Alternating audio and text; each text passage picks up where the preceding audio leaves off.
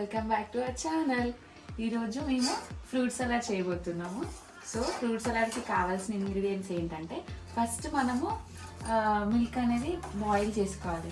ఈరోజు వీడియో తీస్తున్న ఎవరో తెలుసా? మా హస్బెండే. హాయ్. ఫస్ట్ మనము ఈ పాలు కొంచెం మరిగిన తర్వాత మనము 1 కప్పు షుగర్ వేసుకోవాలన్నమాట.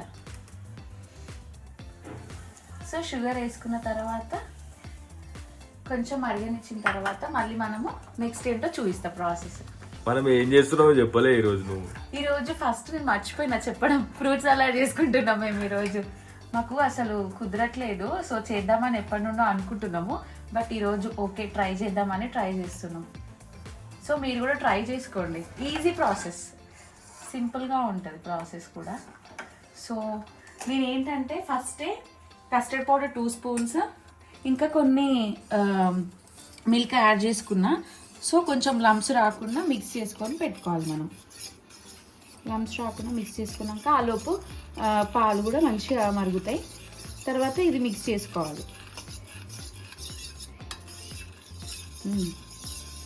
ఇంకేంటి, కస్టర్డ్ పౌడర్ అండ్ రా మిల్క్ మిక్స్ చేసుకున్నాను, రెడీగా పెట్టుకున్నాను నేను.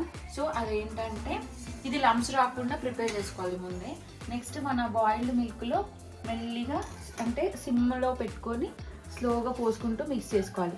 లేదంటే బబుల్స్ అది మళ్ళీ కన్సిస్టెన్సీ మంచిగా రాదు. సో స్లోగా మిక్స్ చేసుకుంటూ పోసుకోవాలి.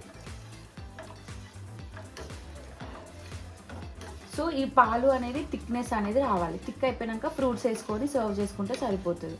ఏమైనా డ్రై ఫ్రూట్స్ ఉంటే డ్రై ఫ్రూట్స్ అవి వేసుకోవాలి. ఓకే, అది మనము కస్టర్డ్ పౌడర్ పోసుకున్న తర్వాత ఇలా ఉంటుంది కలర్. సో ఇది కొంచెం థిక్నెస్ అనేది వచ్చిన తర్వాత ఫ్రూట్స్ యాడ్ చేసుకోవాలి. అంటే ఫ్రూట్స్ యాడ్ చేసుకునే ముందు కొంచెం చల్లారబెట్టాలన్నమాట పాలు, అంతే. సో నేను ఆ లోపు ఫ్రూట్స్ రెడీ చేసుకుంటా, కటింగ్. డ్రై ఫ్రూట్స్ కూడా వేసుకోండి, బాగుంటుంది. అంటే ఫైనల్గా ఇంత థిక్నెస్ వచ్చిన తర్వాత మనం స్టవ్ ఆఫ్ చేసుకొని చల్లారబెట్టుకోవాలి, అంతే.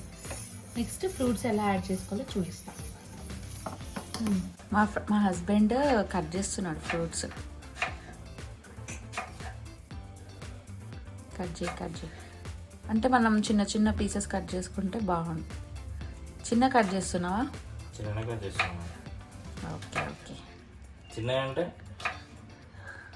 చిన్న, ఇంత చిన్న. ఓకే, ఈ సైజ్ ఈజ్ ఫైన్. అరే ప్రతి దాంట్లో కట్టింగ్స్లో హెల్ప్ చేస్తాడు మా హస్బెండ్. అంతే, జోక్ అప్పుడప్పుడు.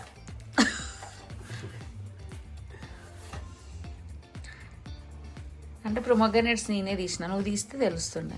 యాపిల్స్ అంటే ఈజీగా కట్ చేయడం. కట్ చేయడం ఈజీ, కానీ ప్రొమోగ్రనేట్స్ తీయడం కష్టం. నిజం, ఇవి చూడ తిక్కుగా అవుతుంది.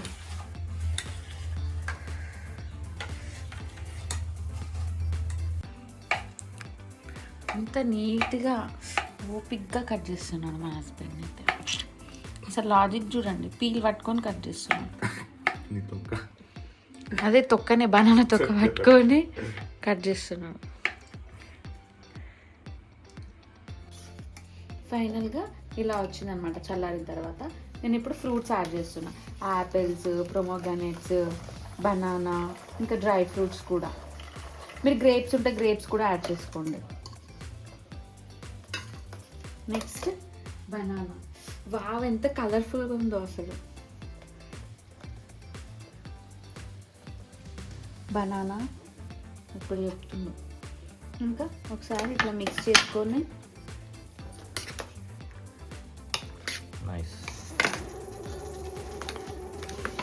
ఫైనల్గా డ్రై ఫ్రూట్స్ తోటి సర్వ్ చేసుకుందాం. గిన్నె పెడతావు ఫ్రిడ్జ్లో. ఫైనల్ అవుట్పుట్ ఇలా వచ్చింది. సో మేము కూడా టేస్ట్ చేసి చెప్తాం. కొద్దిసేపు ఫ్రిడ్జ్లో పెట్టుకొని టేస్ట్ చేస్తే మనకి చాలా మంచిగా అనిపిస్తుంది టేస్ట్. సో ఫాస్ట్గా కూల్ అవ్వడానికి డీప్ ఫ్రిడ్జ్లో పెడుతున్నా. 10 minutes అయినాక తీసుకోవచ్చు. అదే నార్మల్ ఫ్రిడ్జ్ అయితే కొంచెం టైం పడుతుంది.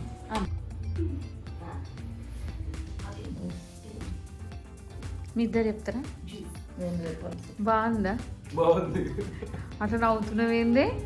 బాగుంది బాగుంది నిజంగా. బాగుందా ఫ్రెండ్స్? బాగుంది, చాలా బాగుంది.